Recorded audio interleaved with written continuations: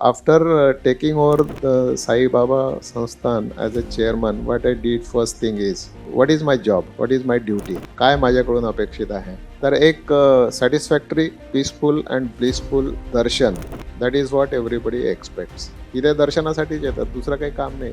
DOT education, DOT entertainment, DOT welfare, these are all secondary things. But darshan is the primary thing. So what I did is, की ज्या रांगेतून भक्त दर्शनासाठी जातात त्या रांगेतून मी जायचं ठरवलं. आणि when I went into की what difficulties are faced by the devotees, let me understand, let me see myself. आणि माझ्या असं लक्षात आलं की काही महिला छोट्या बाळाला आपल्या कडेवर घेत होत्या आणि तिथे सांगेत बसून फिडिंग करत होत्या.